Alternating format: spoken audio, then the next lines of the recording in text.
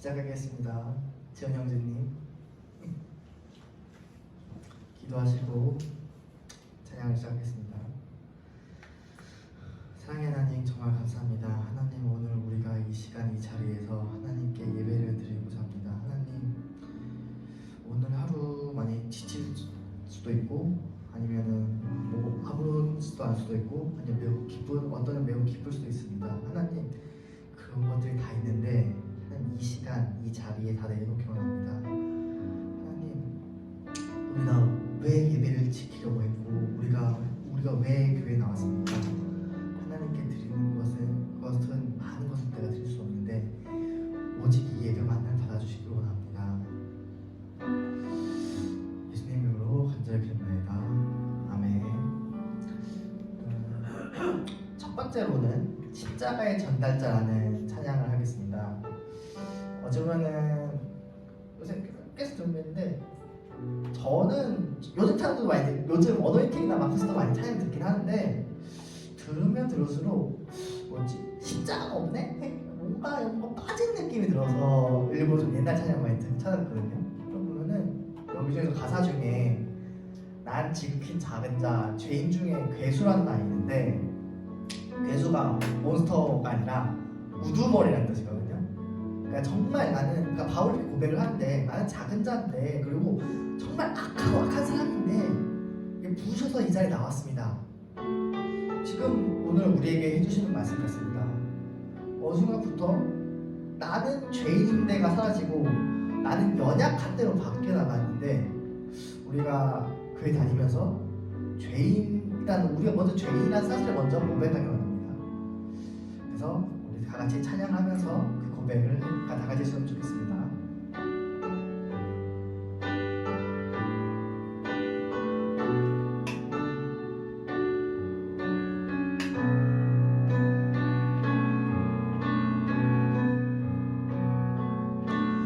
난 지극히 작은 자 죄인 중에 괴수 무익한 날 부르셔서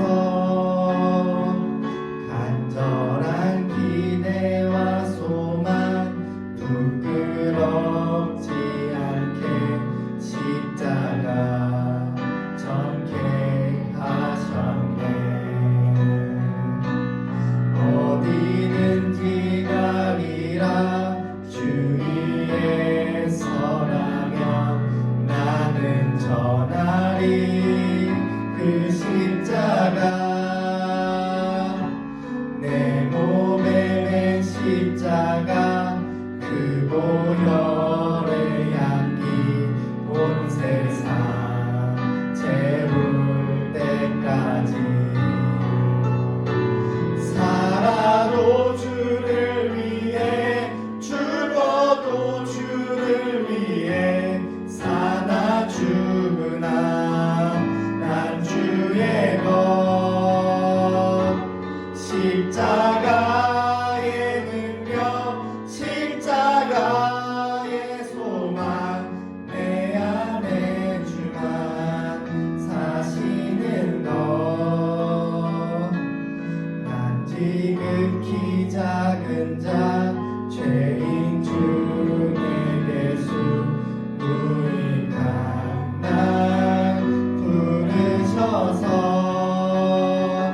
간절한 기대와 소망 부끄럽지 않게 십자가 전케 하시고 다시 한번 보겠습니다. 난 지극히 작은 자 죄인 중에 괴수 무익한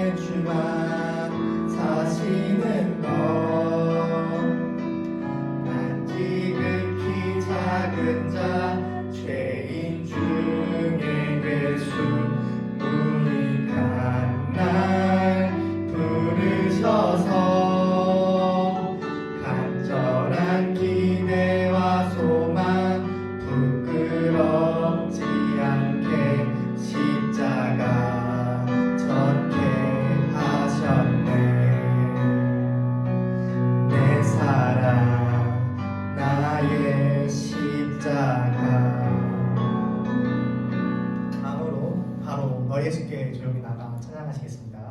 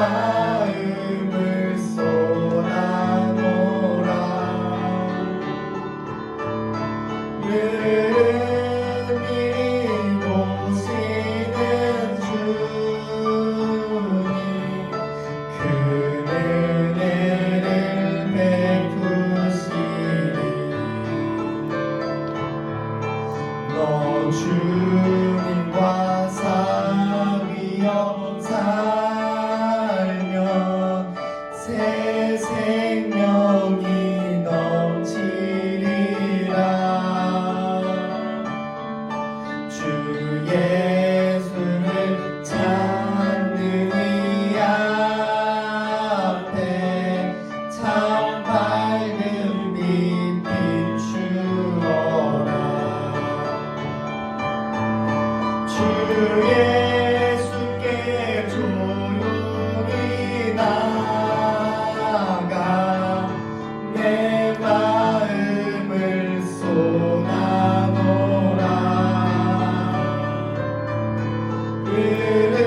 은밀히 보시는 주님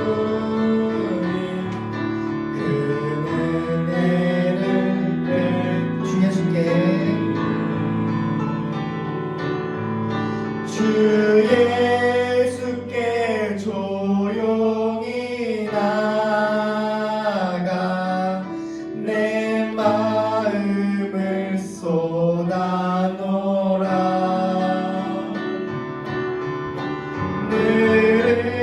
은밀히 보시는 주님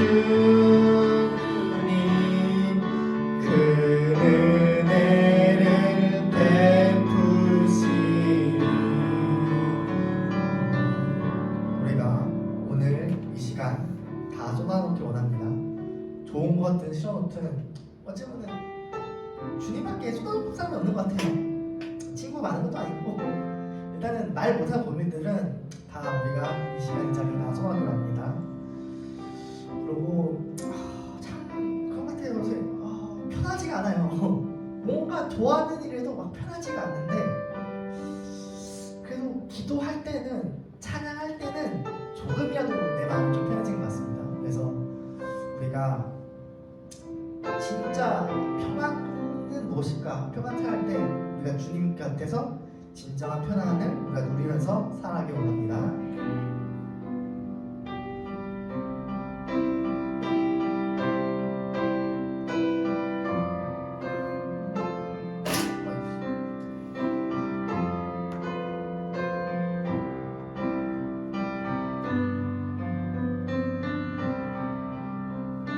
주 나에게 믿 내가 편안히 쉬네 밤 깊고 비바람 불어쳐도 아버지께서 날 지키시니 거기서 편안히 주 나에게 믿 즐거워라 그 사랑 끈을 짜리요 주 나에게 믿 내 쉬는 영혼 영원히 거기서 살리 주 나에게 믿 나의 피난처 되니 거기서 쉬기를 원하노라 세상이 나를 못 위로해 주나 거기서 평화를 누리리라 주 나에게 믿 즐거워라 그 사랑 끈을 짜리고 주 나에게 믿 내 쉬는 영혼 영원히 거기서 살리 주 나에게 믿 참된 기쁨이 있네 고달픈 세상 길 가는 동안 나 거기 숨어 돌보심을 받고 영원한 안식을 얻으리라 주 나에게 믿 즐거워라 그 사랑 끈을 짜리고 주 나에게 믿 내 쉬는 영혼 영원히 거기서 살리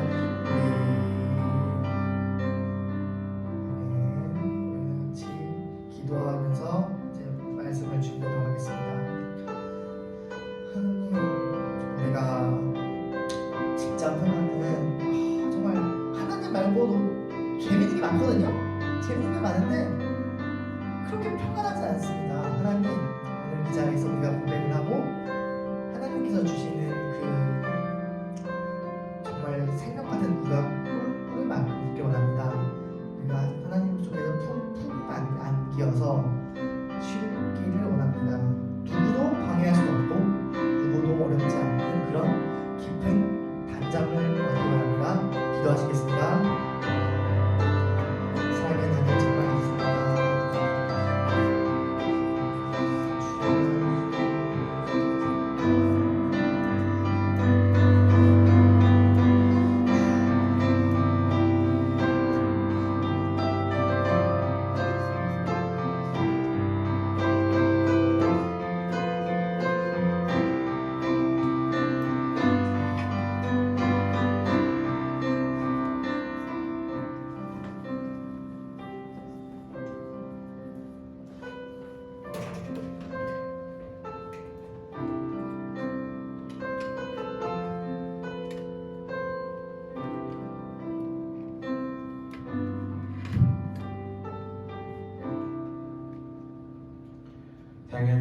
감사합니다. 오늘도 우리들이 이렇게 불러주시고 또 청년부 예배 가운데에 또 주님께서 나아가게 하여 주시면 감사드립니다.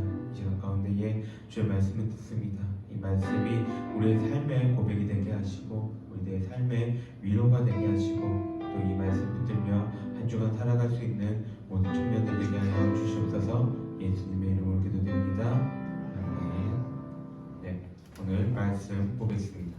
오늘 우리 함께 볼 말씀은 열왕기상 19장 9절부터 14절까지의 말씀입니다.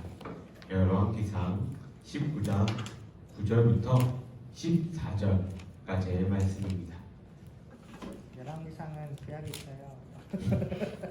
551페이지입니다. 구약 551페이지 열왕기상 19장 9절부터 14절까지의 말씀. 다 찾았죠? 네, 제가 먼저 읽겠습니다. 그러므로 왕이 베나닷의 사신들에게 이르되 너희는 내 주 왕께 잠깐만요. 이거 아닌데? 미안해요. 내가 한 장 더 넣었네. 자기 자신은 광야로 들어가 하룻길쯤에 미안해요. 왜 이러지? 엘리야가 그곳 굴에 들어가 지금 설교를 지금 몇 개를 하다 보니까 전수가 헷갈려. 미안해요. 다시 읽을게요.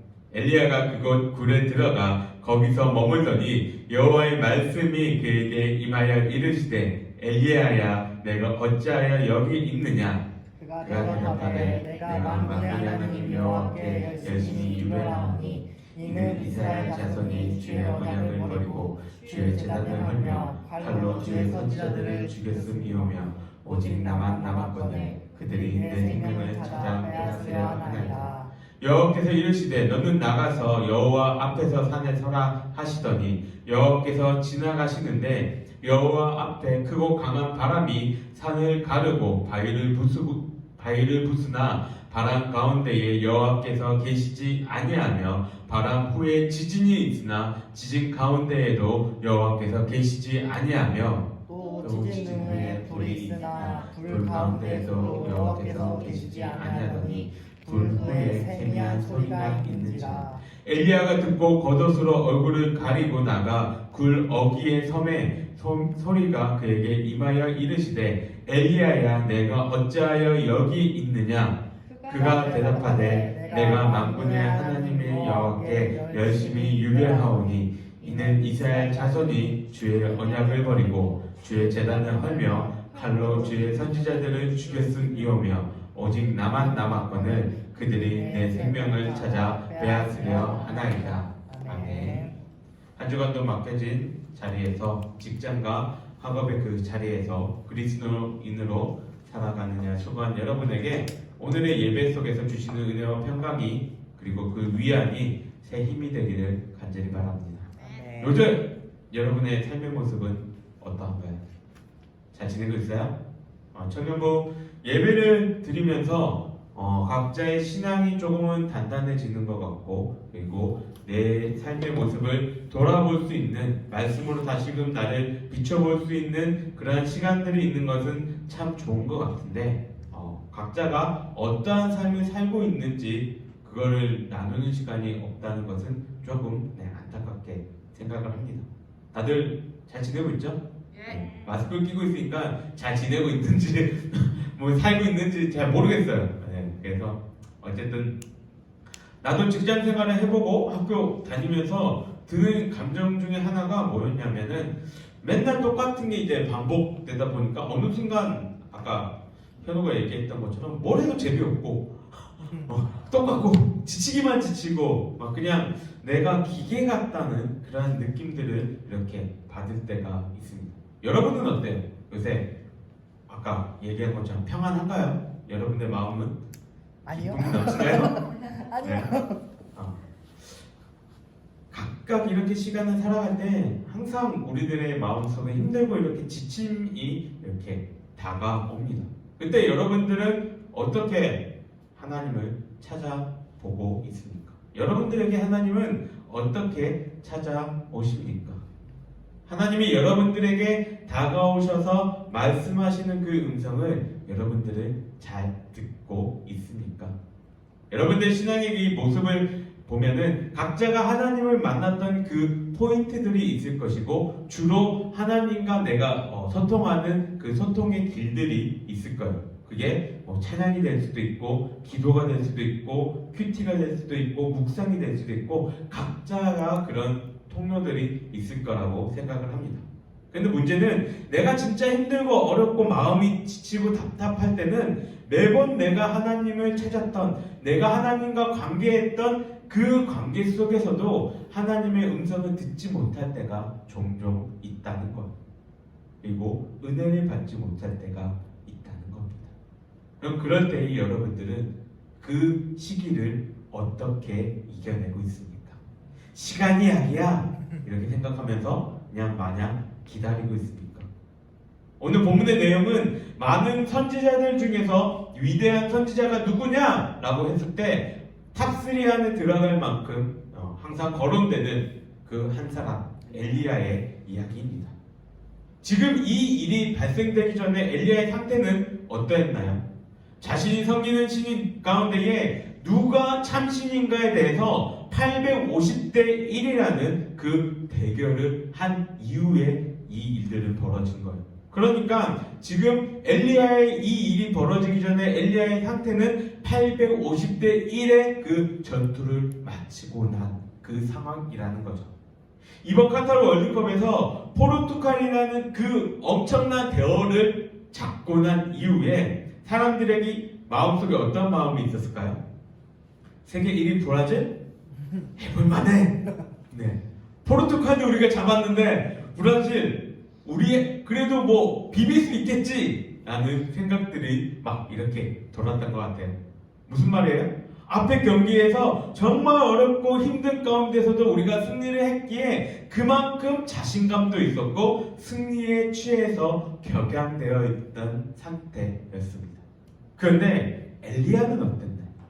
850대 1이라는 말도 안 되는 그 차이임에도 불구하고 하나님이 참 신이시라는 것을 보여줬는데 이후 엘리야는 그 당시 이스라엘 왕비였던 이세벨이 내가 너를 내일 이맘때쯤에 내가 널 반드시 죽이겠다 이 한마디에 두려움과 공포를 느끼고 도망을 가게 됩니다. 그런데 엘리야를 이처럼 낙심하게 한 이유는 이세벨이 지금 이 이야기한 그 얘기뿐만이 아니에요. 잘 생각해보세요. 이세벨과 아합 왕에게 엘리야를 이렇게 협박한 게 이번 한 번만일까요? 아닐 거거든요. 엘리야의 그 사역 가운데에 계속되는 협박들이 있었을 텐데 엘리야가 왜 이번에는 참지 못하고 도망을 갔느냐?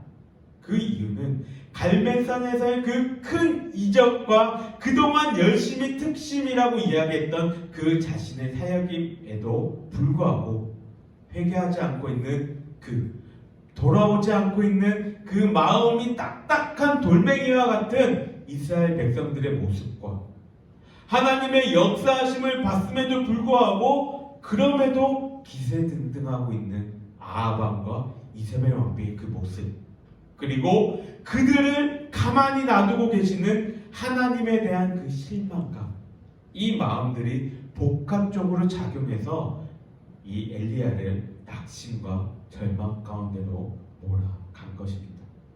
그런 엘리야를 천사를 보내서 다시 일으켜 세우신 하나님은 하나님의 산 호렙산의 그 한 동굴에서 엘리야를 부르십니다. 하나님의 엘리야에게 하신 첫 번째 말씀은 다른 것이 아니라 내가 어찌하여 여기에 있느냐라는 질문이었어요. 이 질문에는 엘리야를 향한 하나님의 여러 가지 마음이 포함되어 있습니다.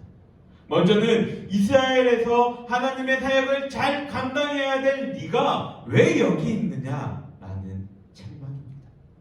엘리야는 갈멜산에서의 그 이적 이후에 이스라엘 백성들이 뭐라고 얘기하냐면 여호와 그는 하나님이시로다 여호와 그는 하나님이시로다라고 이제 고백을 합니다.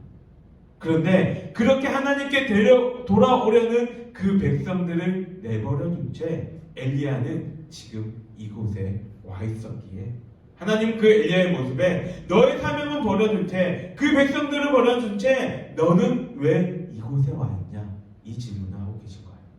또 이 질문 안에 포함되어져 있는 의미는 엘리야의 그 마음과 생각을 다시금 환기시키기 위한 질문입니다. 하나님이 아직 너를 통해서 하실 일이 있으시고 하나님의 역사가 네가 생각하고 바라는 것만큼 이루어지는 것이 아님에도 불구하고 하나님은 역사를 이뤄가실 거야 라는 질문인 것이죠. 실제로 하나님은 이 질문 뒤에 엘리야에게 세 가지의 현상을 보여주십니다. 이 세 가지의 현상 무엇인가요? 먼저는 바람. 산을 가르고 바위를 부수는 크고 강한 바람을 보내주십니다. 그 다음에 뭐가 있나요? 땅을 울리는 지진이 있었고 마지막으로는 모든 것을 태운 듯한 불을 보여주십니다. 이 세 가지 현상은 구약에서 하나님이 우리 가운데 나타나셨을 때, 조금 신학적인 용어로 얘기하시면 하나님의 신현, 하나님의 우리 가운데 나타나심을 강조하는, 보여주는 그 대표적인 현상이 이 세 가지 현상입니다. 바람과 지진과 불. 출애굽기 3장을 보면 모세가 바로의 눈을 피해서 애굽에서 도망간 이후에 40년 동안 양치기 생활을 합니다. 그러다가 한 떨기나무 가운데서 자신을 부르시는 하나님을 만나게 됩니다. 그때 하나님은 어떤 모습으로 떨기나무 속에서 말씀하고 계세요? 떨기나무 속에서 불꽃으로 모세에게 나타나십니다. 또 출애굽기 19장 보면 하나님이 모세를 불러서 십계명을 주셨을 때 시내산이 어떠한 모습이라고 얘기를 하냐면 산이 떨렸고 여호와께서 불 가운데 임하셨다라고 이야기를 하고 있어요. 그리고 나훔서 1장 3절에서 6절을 보면 여호와 하나님의 노하신 가운데에 회오리바람과 광풍이 있고 산이 진동하며 작은 산을 녹인다라고 이야기를 하며 하나님이 이 땅 가운데 우리 가운데 오셨을 때 이러한 일들이 벌어진다라고 강조하고 있습니다. 이렇게 바람과 지진과 불이 있다는 것은 구약시대에 살았던 사람들이라면 누구나 다 그 가운데에 하나님이 계신다라고, 하나님이 임하셨구나라고 인식할 수 있는 현상입니다. 그런데 오늘 말씀을 보게 되면 이 현상들 가운데에 뭐라고 이야기합니까? 여호와께서 계시지 아니하다고 이야기를 하고 있어요. 여호와는 그럼 어디에 계십니까? 본문 12절과 13절에 이렇게 얘기해요. 또 지진 후에 불이 있으나 불 가운데에도 여호와께서 계시지 아니하더니 불 후에 세미한 소리가 있는지라. 엘리야가 듣고 걷어서 얼굴을 가리고 나가 굴 어귀에 섬에 소리가 그에게 임하여 이르시되 엘리야야 내가 어찌하여 여기 있느냐. 이전까지 바람과 지진과 불이 있는 곳에 여호와 하나님께서 임재하셨는데 지금 엘리야에게는 어떠한 현상 속에서 임하고 계시다라고 말하고 있습니까? 세미한 소리 가운데서 지금 임하고 계시대요. 왜 하나님은 엘리야에게는 이렇게 세미한 소리 가운데서 역사하셨을까요? 하나님께서 바람과 지진과 불 가운데 계시지 않고, 그리고 이 계시지 않는 것은 엘리야가 기대하는 것처럼 그렇게 기적적인 방식으로 개입하셔서 아합의 이 왕가를 단번에 심판하지 않으실 것을 말씀하고 계세요. 오히려 가느다랗고 속삭이는 세밀한 그 소리같이 고요하고 두드러지지 않는 은밀한 방식으로 하나님이 이제 일하실 것임을 이야기를 합니다. 그것이 무엇이냐면 15절부터 18절까지 우리가 읽지는 않았지만 이곳에서 보면은 아람 사람 하사엘과 이스라엘 사람 예후와 선지자 엘리사를 통해서 이 아합 왕가를 심판하는 모습이 보여집니다. 하나님은 초자연적이고 극적인 방식으로 이때 일하시는 것이 아니라 외교적이고 정치적인 상황을 통해서 아합의 죄를 물으신다는 거예요. 아합 왕가는 이후에 아람의 공격으로부터 많은 어려움을 겪게 됩니다. 그리고 아합 자신도 이 아람과의 전투에서 목숨을 잃게 되죠. 아합 왕의 아들 요람은 아람 왕 하사엘과 싸우다가 부상을 당해 죽게 됩니다. 아합 왕가는 한때 신하였던 에후의 그 쿠데타로 인해서 몰락하게 됩니다. 아합의 70명의 아들들이 다 살해당했고 왕비 이세벨은 창가에 있다가 내시가 밀어서 땅에 떨어져 죽게 되었고 그 시체는 개들이 뜯어먹었다는 비참한 결과를 맞게 됩니다. 우리는 가끔 하나님은 전지전능하시고 그 능력에 한계가 없으시다라고 고백을 하면서 가끔은 하나님의 그 능력을 우리 스스로가 제한할 때가 있어요. 그 제한의 방법은 어떤 겁니까? 내가 겪었던 방법대로, 내가 경험했던 방식대로, 내가 원하는 방향대로 하나님이 원하시기를 제한한다는 거예요. 내가 다니던 직장을 그만두고 이렇게 사역의 길을 가면서 하나님이 먹이시고 입히신다는 그 사실들에 대해서 체험할 때가 참 많이 있었고 지금도 여전히 그렇게 살아갑니다. 그런데 항상 내가 느끼는 것은 하나님은 내 생각과 내 판단대로 일하시지 않는다는 거예요. 내가 재정에 어려움이 있을 때마다 생각나는 그 몇몇 사람들이 있어요. 인간적으로 얘기했을 때 돈 잘 버는, 잘 나가는 그런 친구, 그런 주변의 사람, 그러한 형편이 넉넉한 그 사람들이 있는데 신기한 것은 그 사람들이 나에게 도움을 주는 것이 아니라 얘나 나나 상황은 별로 다를 거 없는데 얘도 팍팍하고 나도 팍팍한데 그러한 형편에 있는 사람들이 주님의 말씀에 순종한다고 하면서 건네는 그 섬김의 손길들을 가끔씩 봅니다. 그럴 때 보면 하나님이 일하시는 방식은 참 신묘막측하다라는 그 말이 딱 맞는 것 같아요. 그러면 엘리야에게 말씀하신 것처럼 우리에게도 말씀하시는 그 하나님의 세미한 그 음성을 듣기 위해 우리는 어떤 자세를 가져야 할까요? 우리가 가져야 할 자세는 침묵입니다. 무엇에 대한 침묵일까요? 내 생각에 대한 침묵입니다. 나의 경험에 대한 침묵입니다. 내가 원하는 것에 대한 침묵입니다. 아무것도 들리지 않는 것 같은 침묵 가운데서도 내 생각으로는 하나님조차 침묵하고 계신 것 같을 때에도 하나님은 우리에게 말씀하고 계심을 잊지 말아야 해요. 엘리야에게 세미한 소리로 역사하고 계시는 하나님은 지금을 살아가는 우리에게도 동일한 가르침을 주고 계십니다. 내가 바라는 모습, 내가 원하는 방향, 나의 경험, 그럴 것에 따른 모습이 아니라 하나님은 지금도 일하고 계심을 잊지 말고 하나님이 나에게도 지금 일하실 것이라는 그 사실을 잊지 말고 모든 것들을 침묵 가운데에 내려놓고 그 하나님의 세미한 소리에 귀를 기울일 수 있는 우리 모두가 되기를 바랍니다.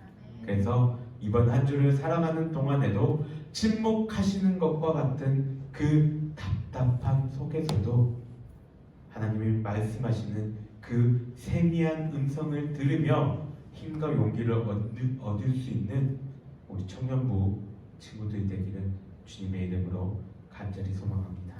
함께 기도하겠습니다. 하나님 아버지 감사합니다.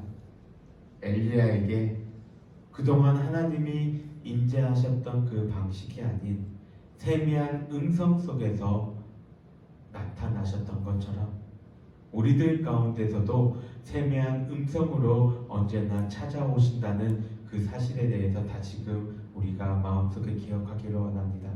나의 생각과 나의 경험과 나의 방향 이러한 것들은 내려놓고 주님께서 나에게 원하시는, 주님께서 나를 이끌어 가시고자 하시는 그 세미한 음성에 우리가 귀를 기울일 수 있는 영적인 민감함들을 허락하여 주시옵소서. 그래야 해서 세상 속에서 답답하고 힘들고 어려움이 닥쳐온다 할지라도 지금도 여전히 꾸준히 나에게 말씀하고 계시는 그 하나님의 말씀을 듣고 올바른 방향으로 걸어갈 수 있는 우리 모든 청년들이 될 수 있도록 주님 인도하여 주시옵소서. 여호와는 내게 복을 주시고 너를 지키시기를 원하며 여호와는 그의 얼굴을 내게 비추사 은혜 베푸시기를 원하며 여호와는 그 얼굴을 내게로 향하여 드사 평강 주시기를 원하노라. 아멘. 아멘. 수고하셨습니다.